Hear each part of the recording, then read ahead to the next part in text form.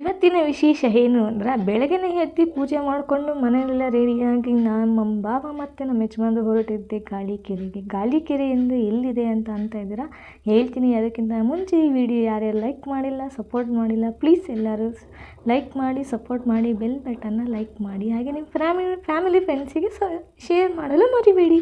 Okay, ನಾನು ಹೇಳಕ್ಕೆ ಹೊರಟಿದ್ದೆ ಗಾಳಿಕೆರೆ ಅಂತ ಏನು ಅಂತಂದ್ರೆ, ಓಕೆ, ನಮ್ಮೂರಿನಲ್ಲಿ ನಮ್ಮ ಕರಿಯಜ್ಜಿ ಅಂದರೆ 12 ಊರಿನ ಹೊರಡತಿ ಶ್ರೀ ಕರಿಯಮ್ಮ ದೇವರಿಗೆ ಬಣ್ಣ ಹಾಕಿಸಿತು. ಬೇತಾಳ ಸ್ವಾಮಿ, ಮರ್ಷೇಂದ್ರಯ್ಯ ಸ್ವಾಮಿ, ಕೆಂಚಪ್ಪ, ಭೂತಪ್ಪ ಅವರಿಗೂ ಬಣ್ಣ ಹಾಕಿಸಿದೆ. ಶ್ರೀ ಕರಿಯಮ್ಮ ದೇವರಿಯಾದ ಮಕ್ಕಳಿವರು. ಜೊತೆಗೆ ಶ್ರೀ ಕರಿಯಮ್ಮ ದೇವಿಯವರ ಮುಖವಾಡ ಅಂದರೆ ಚಿನ್ನದ ಮುಖವಾಡವನ್ನು ನೂತನವಾಗಿ ಮಾಡಿಸಲಾಗಿತ್ತು. ಇವುಗಳನ್ನೆಲ್ಲನೂ ತಗೊಂಡು ನಮ್ಮ ಊರಿನ ಮುಖಂಡರು ಎಲ್ಲರೂ ಹೊರಟಿದ್ದೆ ಗಾಳಿಕೆರೆಗೆ ಹೋಗುವಾಗ 12 ಕಾರುಗಳು ಜೊತೆಗೆ 8 ಟ್ರ್ಯಾಕ್ಟರ್ಗಳಲ್ಲಿ ಜನಗಳು ಹೊರಟೆವು. ನಾವು ಹೊರಡುವಾಗ ದಾರಿ ನಮಗೆ ಅಷ್ಟೊಂದೇನು ಸುಲಭವಾಗಿರಲಿಲ್ಲ. ಜೊತೆಗೆ ನಾವು ಹೋಗುವ ದಾರಿ ಅಷ್ಟೊಂದೇನು ಸುಲಭವಾಗಿರೋದಿಲ್ಲ. ಮಧ್ಯ ರೋಡುಗಳಲ್ಲಿ ಮರಗಿಡಗಳು ಬೆಳೆದು ನಿಂತಿದ್ದವು. ನೋಡಿದರೆ ದಾರಿಯೇ ಸಾಗದಷ್ಟು ದಟ್ಟವಾಗಿ ಬೆಳೆದು ನಿಂತಿದ್ದವು ಮರಗಿಡಗಳು. ಅದರಲ್ಲೂ ನಮ್ಮ ಪಯಣ ಎಲ್ಲಿಗೆ ಸಾಗಿತ್ತು ಎಂಬ ಅರಿವು ನಮಗಿರಲಿಲ್ಲ. ದೇವರು ನಮ್ಮ ಜೊತೆ ಇದ್ದಾನೆ ಎಂಬ ದಟ್ಟವಾದ ನಂಬಿಕೆ ನಮ್ಮ ಮೇಲೆ ಇತ್ತು. ನಮ್ಮ ದಾರಿ ಗಾಳಿಕೆರೆಗೆ ತಲುಪಿತ್ತು. ದೇವರು ನಮ್ಮ ಜೊತೆ ಇದ್ದಾನೆ. ಗಾಳಿಕೆರೆ ಎಷ್ಟು ಎತ್ತರವಾದ ಪ್ರದೇಶ ಎಂದರೆ ಕರ್ನಾಟಕದಲ್ಲೇ ಎತ್ತರವಾದ ಪ್ರದೇಶ ಇದು ಒಂದು ಆಗಿದೆ. ಈ ಗಾಳಿಕೆರೆಯಲ್ಲಿ ಕೆಂಚರಾಯ ಸ್ವಾಮಿಯವರ ಪವಿತ್ರವಾದ ಸ್ಥಳವಾಗಿದೆ. ಇಲ್ಲಿ ಯಾವ ದೇವರನ್ನು ಕರೆದುಕೊಂಡು ಬರುತ್ತೀವೋ ಅಂದರೆ ಬೇರೆ ಊರಿಂದ ದೇವರುಗಳು ಇಲ್ಲಿ ಬಂದು ಪುಣ್ಯ ಮಾಡಿಸಿಕೊಂಡು ಹೋಗುತ್ತಾರೆ.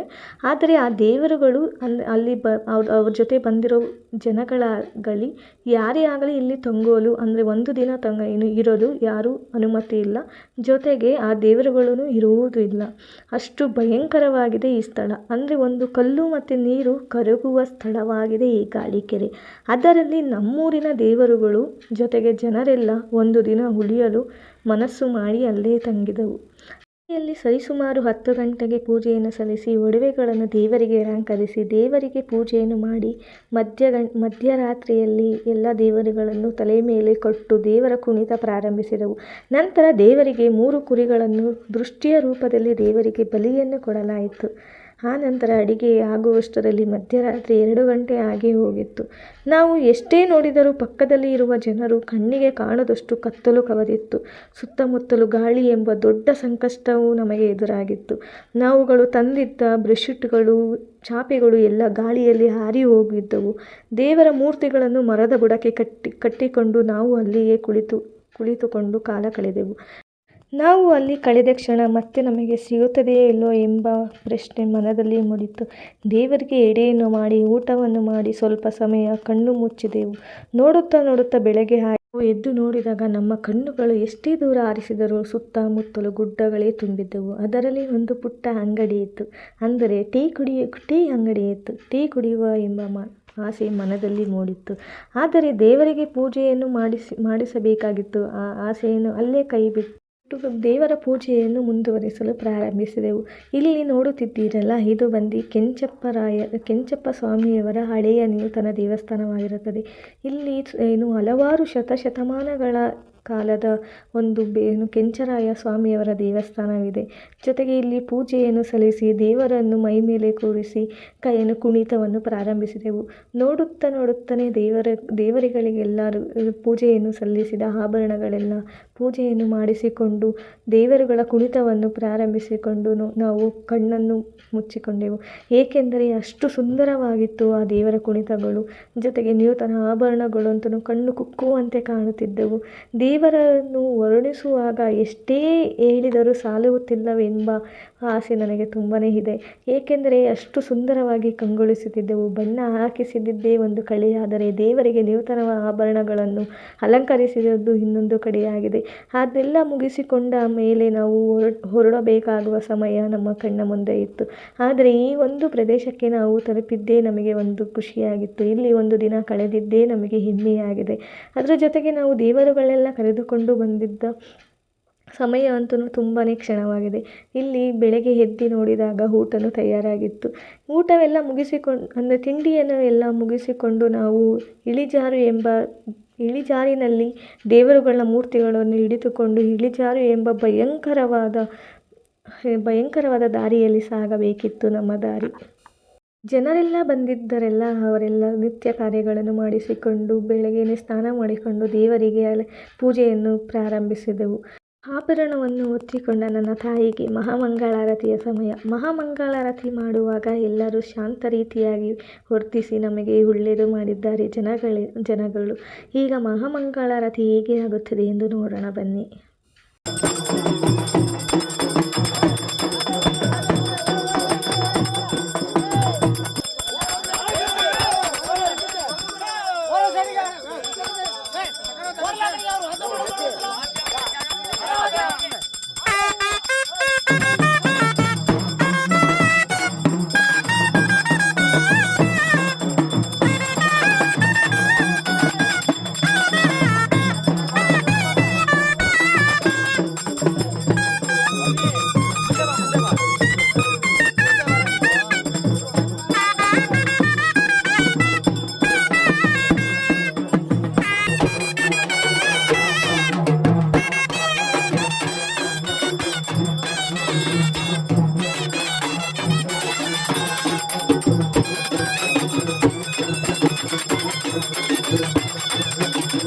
ದೇವರಿಗೆ ಪೂಜೆಯನ್ನು ಎಲ್ಲ ಮಾಡಿಕೊಂಡಾದ ಮೇಲೆ ಇಳಿಜಾರಿನಲ್ಲಿ ದೇವರುಗಳ ಮೂರ್ತಿಗಳನ್ನು ಹಿಡಿದುಕೊಂಡು ಇಳಿಯುವಾಗ ದಾರಿ ತುಂಬ ಭಯಂಕರವಾಗಿತ್ತು.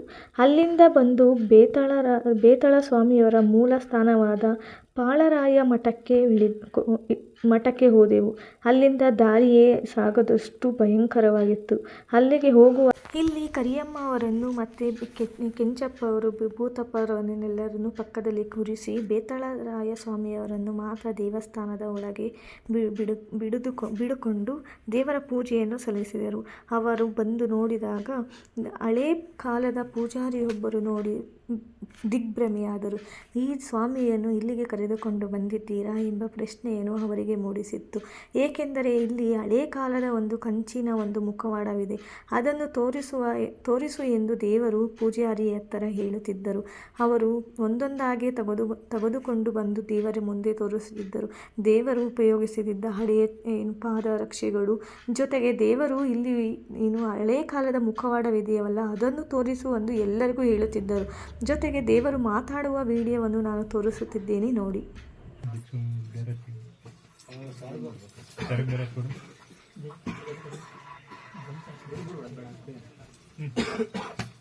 ಒಳ್ಳೆದಾಗ್ಲೇ.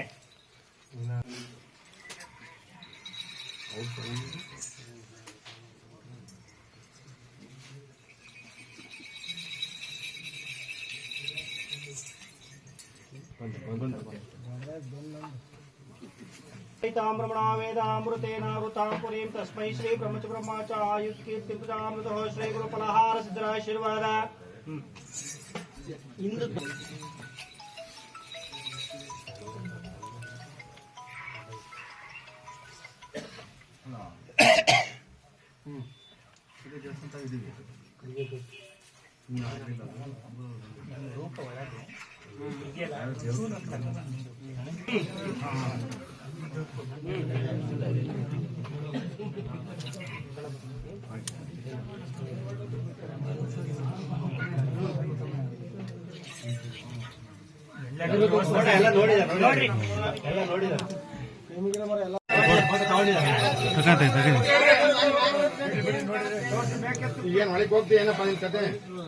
ಯಾವ ದೇವ್ರು ಬಂದಾರಲ್ಲ ಆಮೇಲೆ ಎಲ್ಲ ದೇವ್ರುಗಳು ಒಳಗೆ ಬರ್ತಾರೆ, ಹಂಗೆಲ್ಲ ಇಲ್ಲ.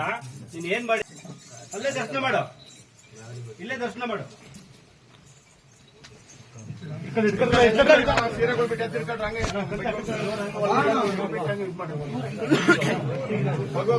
ಇಲ್ಲೇ ದರ್ಶನ ಮಾಡು, ಬಿಡು, ನೀನ್ ಒಳಗಡೆ ಬರಲ್ಲ. ಅದು ಆಗ್ಲಿ, ಒಳ್ಳೇದಾಗ್ಲಿ ಬಿಡು, ಒಳ್ಳೇದಾಗ್ಲಿ, ಹೋಗ್ಬಾ. ವಾದ್ಯ ಮಾಡ್ರಿ.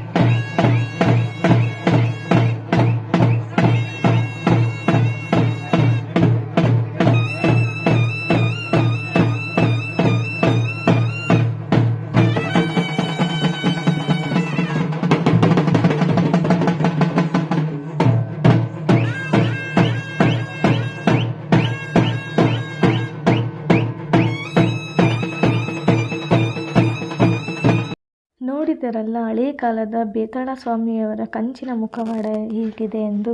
ಈ ಮುಖವಾಡವನ್ನು ಜನರಿಗೆ ಎಲ್ಲರಿಗೂ ತೋರಿಸು ಎಂದು ದೇವರು ಹೇಳಿಕೊಂಡು ಹೇಳುತ್ತಾರೆ. ಆವಾಗ ಪೂಜಾರಿಗಳು ಎಲ್ಲದನ್ನೂ ತೋರಿಸಿದಾದ ಮೇಲೆ ಬೇತಾಳ ದೇವರು ದೇವಸ್ಥಾನದ ಒಳಗೆ ಹೋಗುವ ಅವಕಾಶ ಮಾಡಿಕೊಡುವುದಿಲ್ಲ. ಏಕೆಂದರೆ ಬೇತಾಳ ಸ್ವಾಮಿಯವರು ಮರಿ ಅಂದರೆ ತಿನ್ನುಣ್ಣೋ ಜನ ಆಗಿರುತ್ತಾರೆ. ಅಲ್ಲಿ ಇರುವ ಹಳೇ ಕಾಲದ ಶತಮಾನದ ದೇವರಿಗೆ ಸಿಹಿ ಊಟವಷ್ಟೇ ಆಗಿರುತ್ತದೆ. ಹಾಗಾಗಿ ದೇವರನ್ನು ದೇವಸ್ಥಾನದ ಒಳಗೆ ಬಿಡುಕೊಳ್ಳದೆ ಬಾಗಿಲಲ್ಲಿಯೇ ದೇವರ ದರ್ಶನವನ್ನು ಮಾಡಿಸಿ ದೇವರನ್ನು ಕುಣಿಸಿ ಅಲ್ಲಿ ಸಂತೋಷಪಡಿಸಿ ಮುಂದೆ ನಡೆಯುತ್ತಾರೆ. ದೇವರುಗಳೆಲ್ಲ ಇಳಿಜಾರಿನಲ್ಲಿ ಮುಂದೆ ನಡೆದಾದ ಮೇಲೆ ನಾವು ತಲುಪಿದ್ದೆ ಕಲ್ಲುಮುರುಡೇಶ್ವರ ಮಠಕ್ಕೆ. ಅಲ್ಲಿ ಬಂದು ಪೂಜೆಯನ್ನು ಮಾಡಿಸಿಕೊಂಡು ಮತ್ತೆ ದೇವರನ್ನು ತಲೆಯ ಮೇಲೆ ಕೊಟ್ಟು ಕೂರಿಸಿ ಕುಣಿತವನ್ನು ಪ್ರಾರಂಭಿಸಿದೆವು. ಮತ್ತು ಅಲ್ಲಿಂದ ಎಲ್ಲ ಕಾರ್ಯಗಳನ್ನು ಮುಗಿಸಿಕೊಂಡು ನಮ್ಮ ಊರಿನ ದಾರಿಯನ್ನು ತಲುಪಬೇಕಿತ್ತು.